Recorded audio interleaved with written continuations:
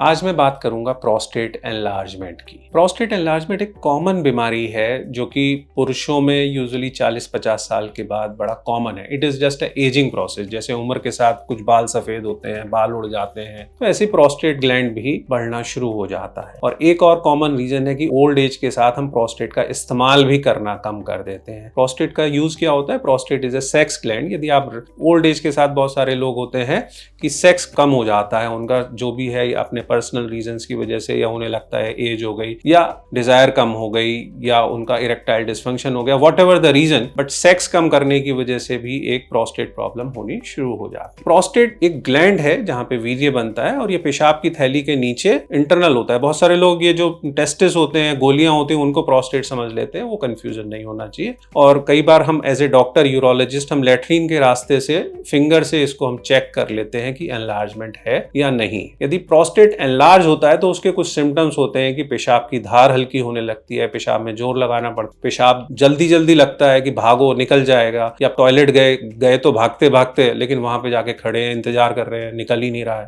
पेशाब में ब्लड आ सकता है, रात में कई बार उठना पड़ता है। तो ये सब सिम्टम्स प्रोस्टेट एनलार्जमेंट के होते हैं। Majority of cases of prostate enlargement के केसेस में दवाइयों से इलाज हो जाता है। आज की तारीख में इतनी अच्छी अच्छी दवाइयां हैं 90% केसेस लोगों का, लेकिन हाँ, फिर भी कुछ लोगों को जो इलाज समय पे नहीं करा पाते या प्रोस्टेट उनके बहुत ज्यादा बढ़ जाते हैं, तो उन केसेस में कॉम्प्लिकेशंस यदि होते हैं, पेशाब रुक ही गया, यूटीआई हो रहा है, बार बार ब्लीडिंग हो रही है, किडनी में स्वेलिंग आ गई, किडनी खराब होने लगी, पेशाब की थैली खराब होने लगी, तो उस केसेस में उनका लेजर से ऑपरेशन हो जाता है जिसमें कोई चीरा फाड़ी नहीं होती। तो प्रोस्टेट के लिए परेशान ना हो, आप अपने मूत्र रोग विशेषज्ञों को मिले।